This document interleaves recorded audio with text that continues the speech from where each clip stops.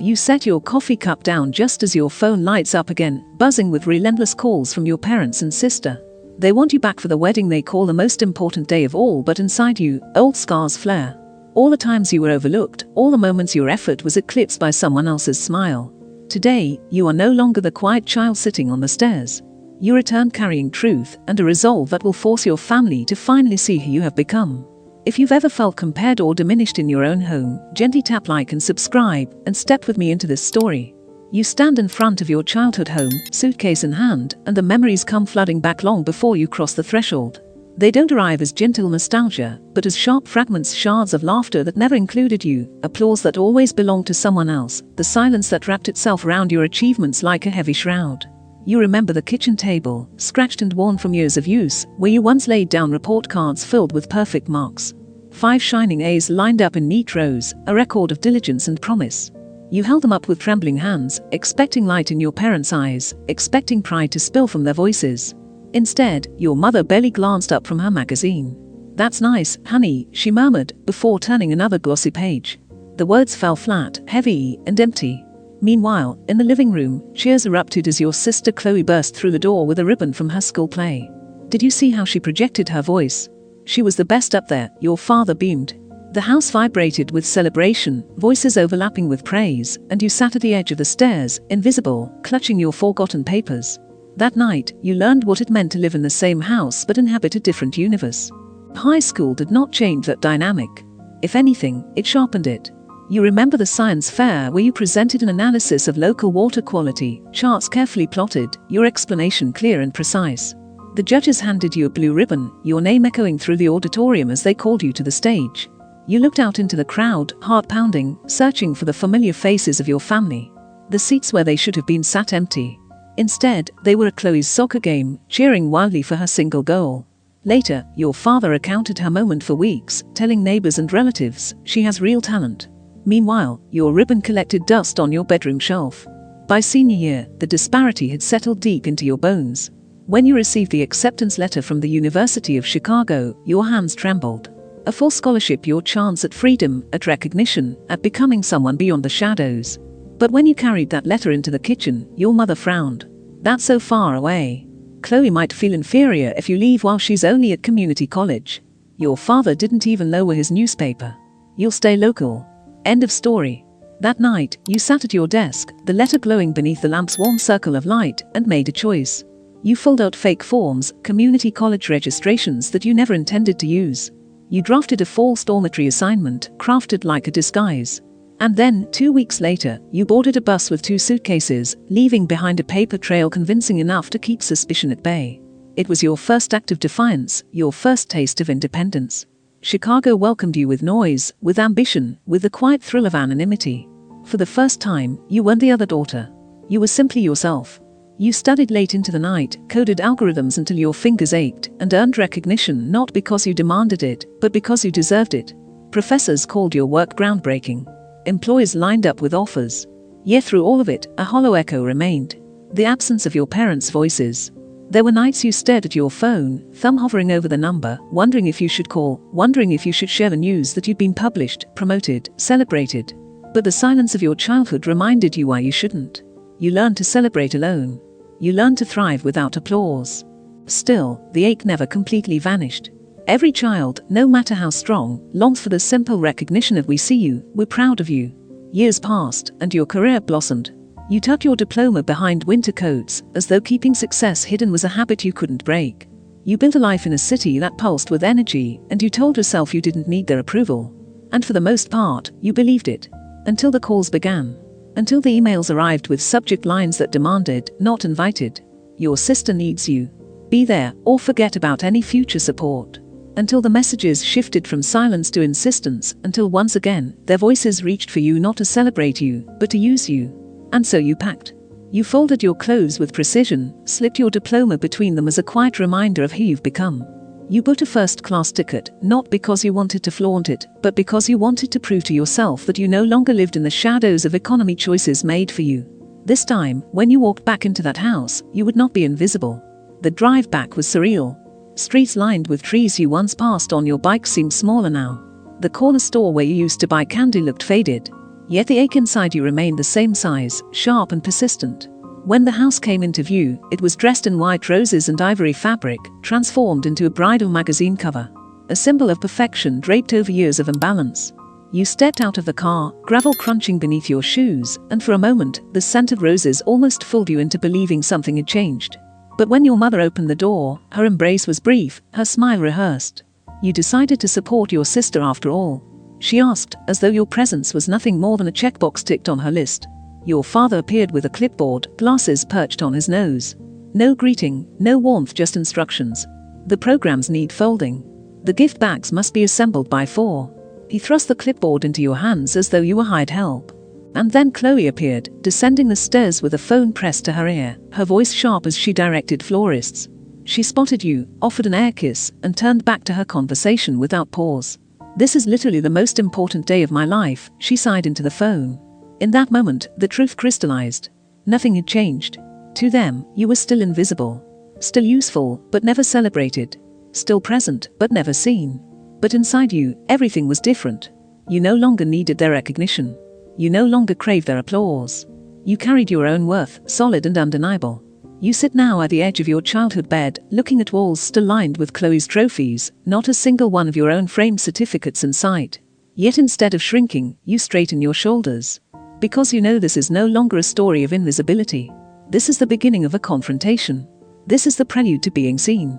And if you've ever felt yourself overshadowed, if you've ever wondered whether your worth depended on someone else's recognition, let this story remind you. It doesn't. Your value is yours to claim, and no silence can erase it. If this journey resonates with you, consider pressing like or subscribe, not as an obligation, but as a way of saying, "Yes, I know what it feels like, and I want to hear more." Dinner arrives like a stage performance, every detail choreographed, every candle placed with precision. The table gleams under the weight of crystal glasses and polished silver, as though appearances alone could hold a family together. You sit at one end, watching as Chloe sweeps into the room, glowing with the confidence of someone convinced the world bends for her. At her side is Elliot, tall, handsome, polished. His smile spreads wide, but his eyes never quite reach yours. He shakes your hand too firmly, his grip designed to assert dominance, not connection. "So this is the mysterious sister," he says, voice smooth as silk. "Chloe tells me you're some kind of computer genius, hiding away in the city." You answer simply, "I work as a product analyst." But he doesn't really hear you. His words tumble quickly into talk of investments, markets, profits. Your father leans in, hanging on every syllable. You sip water, watching. Something in his story doesn't add up. He boasts of exclusive platforms, close quote, private exchanges, close quote, guaranteed returns. You know markets. You know numbers. And numbers don't bend to charm. When you press him with a simple question, which exchanges do you use most? Dash's smile flickers, the mask slipping just long enough for you to glimpse the void beneath. Then, smoothly, he pivots. "Oh, a mix of private networks. The beauty of blockchain, right? Decentralized, global, unstoppable." Your father's eyes shine with admiration. Your mother sighs with relief, as though their daughter has finally secured a prince. And Chloe beams, her pride reflecting his charm back tenfold. Only you feel the chill in the room, the silence that stretches between words where truth should be. Later, searching for wedding programs in your father's study, you stumble across papers stacked neatly on the desk. Refinancing documents. A second mortgage on the house signed just weeks ago. Your parents' nearly paid off home now tied to Elliot's promises. You freeze, your hands trembling over the numbers. $15,000 here, family savings there, inheritance funds redirected. Everything poured into his vague opportunity. From the dining room, voices drift. "Lawrence, are you sure about this?" Your mother whispers. "That our savings, our future." "Helen," your father cuts in, "this is how real wealth is built. Elliot has guaranteed 20% returns." Guaranteed. The word guaranteed clangs in your ears like a warning bell. You lean against the doorframe, your analyst's mind already mapping risk factors. This isn't wealth. This is a collapse waiting to happen. And then Aunt Helen's voice, soft but steady, reaches you in the garden the next day. "He's a fraud," she says, eyes narrowing as though confessing a secret she has long carried. "I've seen men like him before." Your father won't listen. He says, "I'm jealous, bitter. But I know the look of a man selling dreams." Her words confirm what you already fear. That night, unable to rest, you sit in a coffee shop booth where you once studied for calculus, laptop open, light reflecting against your determined face. Hours of research spill across your screen. Business registries, social media trails, whispers on forums. And there he is, 3 different names, 3 different states, 3 sets of victims. Each story ends the same. A vanished groom, empty accounts, broken trust. The evidence chills you. You press forward anyway. You track down one of the women, Karen, whose trembling hands slide across the table, a folder filled with photos, bank statements, police reports. Her voice cracks. He disappeared 3 days before my wedding. Took 60,000 and my mother's ring. I thought I was special. He made me feel chosen. You thank her, the weight of her story pressing against your chest, because you know Chloe feels the same way. And the wedding is only 5 days away. You return home, carrying the folder like a shield. The house smells of candles and paint, but beneath it lingers something sour: denial. You spread the evidence across the coffee table. Names, dates, bank transfers, photographs. You speak calmly, carefully, pointing out the patterns, the lies, the inevitable ending if they continue to trust him. But instead of relief, instead of gratitude, you are met with silence. Then dismissal. You've always been jealous of your sister, your mother sighs, hand pressed dramatically against her chest. Not everything fits into your spreadsheets, your father warns, voice hardening. Chloe's eyes glisten with betrayal. You come back after years, and this is what you do. Try to ruin the best thing that's ever happened to me. Her words cut sharper than any blade. You want to shake her, to make her see the danger. Instead, you whisper, I'm trying to protect you. But your words dissolve in the air, unclaimed. And then Elliot walks in. Calm, polished, untouchable. He places an arm around Chloe, his voice dripping with practiced sympathy. It's okay, babe. Some people just don't understand innovation. Their faces blur into one wall of defense. Chloe, blinded by love. Your parents, dazzled by wealth. Elliot, shielded by charm. And you, standing alone in the truth, invisible once again. That night, in the quiet of your room, you stare at the ceiling, listening to the muffled laughter drifting down the hallway. You wonder how many more times you can present evidence before they finally see. You wonder if the truth is enough. You realize then that invisibility doesn't vanish just because you've succeeded. Sometimes invisibility is enforced by those who need their illusions more than they need your truth. But you also know this. You will not disappear again. You will not bury your voice beneath their comfort. You will not trade truth for silence. Because you remember the little girl who stood on the stairs with perfect grades ignored. You remember the young woman who boarded a bus with nothing but courage in her hands. And you know deeply, certainly, that you carry more strength than they ever gave you credit for. This is the beginning of the storm. If this chapter speaks to you, if you've ever tried to protect someone who refused to listen, consider subscribing. Not because it's expected, but because you want to follow stories that echo your own hidden battles. And maybe, by walking through these narratives together, we remind ourselves that being unseen does not mean being powerless. The days slip by in a haze of frantic preparations. Every corner of the house blooms with roses and ribbons, as though beauty could cover cracks too deep to mend. You move through the chaos like a shadow, carrying the weight of knowledge that no one wants to hold. The evidence you laid bare. At night, you lie awake in the bed you once called your own, staring at the familiar ceiling that once echoed your dreams. Back then, you imagined escaping into a life where you mattered, where your voice was heard. Now, you have that life. Yet here you are again, swallowed by the same silence, invisible among the noise of a family unwilling to see. The 4th night, you return to the coffee shop booth that has become your war room. Papers spread across the table, screenshots printed, police reports highlighted. Karen's folder lies open beside your laptop, her story mingling with yours. Her trembling words haunt you. He made me feel chosen. And then he left me broken. You think of Chloe, eyes shining with devotion, convinced she has found her miracle. The thought twists like a blade in your chest. You sip bitter coffee, the taste sharp against your tongue, grounding you in the present. You know what is coming. The question is not whether he will disappear, but whether anyone will believe you when he does. 2 days before the wedding, the first crack appears. You overhear your father on the phone, his voice lowered but urgent. Yes, the funds have already been transferred. Elliot assures me it's secure. The word assures carries the weight of desperation. You step into the room, unable to stay silent. Dad, listen to yourself. He's not promising results, he's promising illusions. He snaps the phone shut, his glare cold. Enough, maiden. You've done nothing but disrupt. This family will not collapse because of your paranoia. The words sting, but you swallow them. Because collapse is exactly what is coming.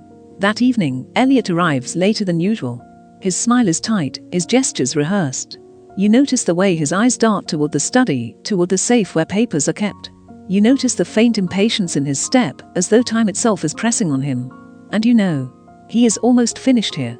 You confront him privately, in the dim hallway where shadows curl against the walls. I know who you are, you whisper, your voice steady despite the storm inside. His smile doesn't falter, but his eyes flicker, just for a second. You don't know anything, he replies smoothly. And even if you did, no one would believe you. The truth of his words hits like a blow.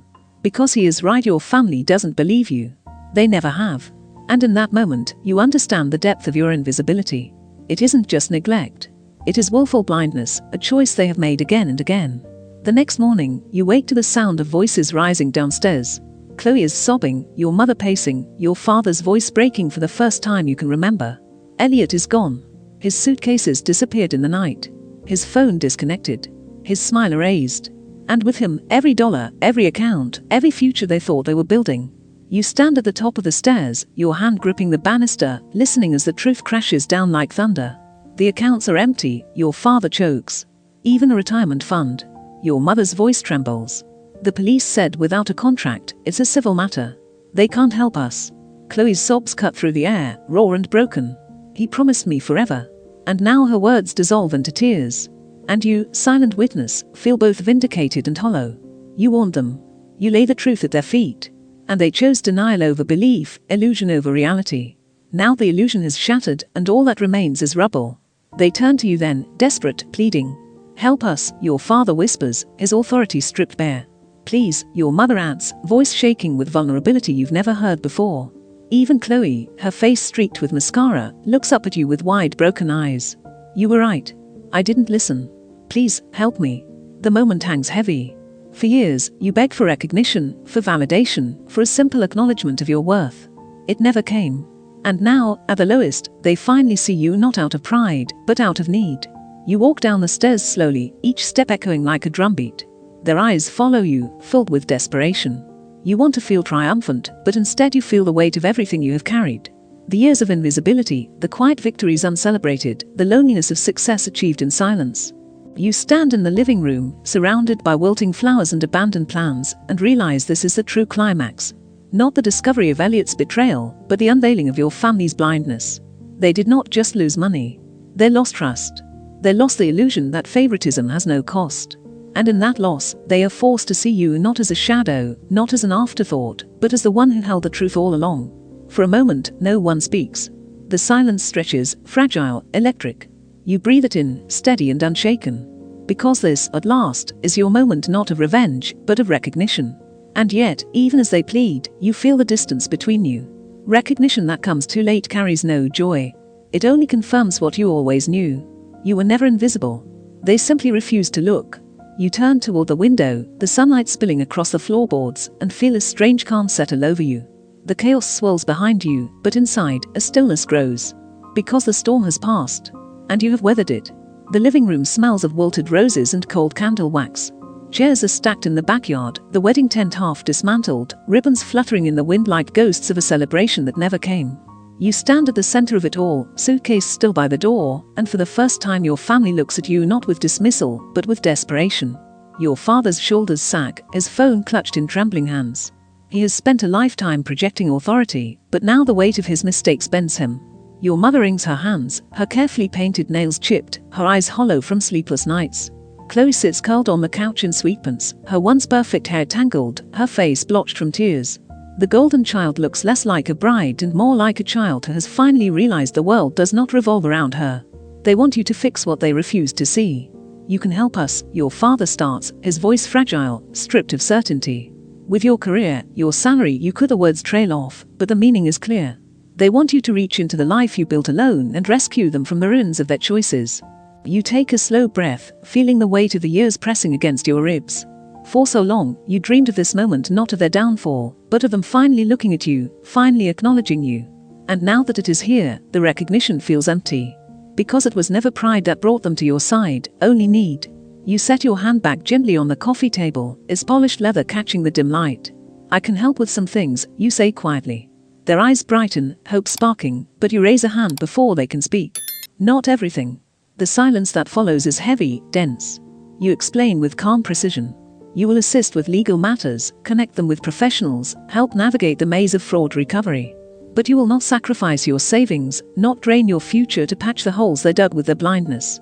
You speak steadily, not with anger, but with the firmness of someone who has finally learned to stand tall. Your father's face reddens. This family supported you your whole life. The words are sharp, automatic, the old script he has recited countless times. But you laugh softly, the sound startling even yourself. You put a roof over my head and food on the table. That was the bare minimum. Support would have been showing up, listening, seeing me. Your mother gasps, clutching her chest as though the truth itself were an assault. How can you be so cold? She whispers. And before you can stop yourself, the reply slips out. I learned from experts. The words hang in the air, cutting deeper than any accusation. Chloe finally lifts her head. Her eyes are red, her voice hoarse. So you're just going to leave us? After being right, after all this you'd abandon us? The accusation stings, but you meet her gaze steadily. What matters to me is not being right. What matters to me is being respected, being heard. And you never wanted that, not until now. The room feels smaller, as though the walls themselves are listening. Memories unspool in your mind, and for once you give them voice. The spelling bee where you won first place, and they skip the celebration to attend Chloe's field day ribbon. The science project that won state recognition, ignored because of a choir concert. The graduation where they left early to fix your sister's hair for prom. The Christmas when you gave thoughtful gifts and received a generic card with the wrong name. Your voice does not shake as you speak. You are not pleading, not seeking pity. You are laying out the truth like evidence in a courtroom, each memory a testimony of neglect. Your parents sit frozen, unable to deny what they hear. Chloe covers her face, her sobs breaking into the silence. Then, from the doorway, a familiar voice rises. Aunt Helen, clutching her purse, steps inside. I saw it all, she says, her tone trembling but resolute.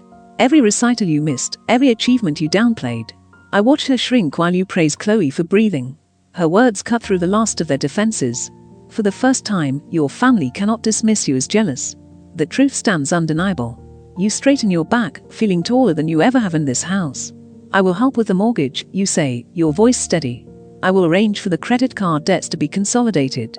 But I will not fix your reputation. I will not lie to the neighbors, pretend Chloe wasn't deceived by a man anyone could have unmasked with a single background check. I will not play the role of the dutiful daughter who saved the day. Your father clenches his jaw. You don't get to dictate terms in my house. But you meet his glare calmly. I do when I'm the one with the means to save it. From your bag, you withdraw a folder of legal documents prepared by a financial advisor you trust. The papers rustle as you lay them on the table. These are the terms of my assistance. Funds will go directly to the bank, never through your accounts. The debts will be managed by professionals. And this, you tap the page, is an acknowledgement that for years you favored one child over the other, creating an environment of neglect. Your mother gasps, horrified. We would never sign such a thing. Then you can explain to the bank why you cannot make next month's payment. The silence stretches. Your father's hands shake as he reaches for his reading glasses. The weight of reality presses down on him, bending a man who once refused to bend for anything. He reads the page, his mouth tight. Your mother and I did our best. Your best was deeply unequal, you reply, not with anger but with truth. 10 minutes later, 3 signatures mark the page. The ink glistens under the light, binding them not just to repayment, but to acknowledgement. For the first time in your life, the imbalance has been written down, named, faced. You text your advisor, instructing her to proceed. Then you gather your belongings without rush, your movements deliberate, unhurried. You do not linger for embraces that will not come, nor for promises you no longer need. On the porch, the afternoon sun warms your face. Aunt Helen follows, her hand resting lightly on your arm. Will you be all right? She asks softly. You glance at the street where you once waited for the school bus, the same street you once dreamed of escaping. I already am, you whisper. You walk to your car, each step measured, your back straight. In the rearview mirror, the house shrinks behind you, its windows glinting like watchful eyes. But you do not look back. Some bridges cannot be rebuilt. Some should not be. And as the road stretches ahead, you feel the strangest thing of all. Peace. Not triumph, not revenge, but the calm certainty of someone who has finally been seen not by them, but by herself. The road carries you forward, away from the house that once defined your silence. Days turn into months, and slowly, you carve out a life that belongs only to you. The diploma no longer hides in shadows. It hangs proudly on your wall, a symbol of battles fought and won. Your garden blooms each spring, green shoots rising from soil you've tended with patience, living proof that growth comes when you nurture it yourself. You pour your strength into helping others, guiding young women who remind you of the girl you once were. Unseen, overlooked, yet burning with quiet potential. When they succeed, you see your reflection, not the invisible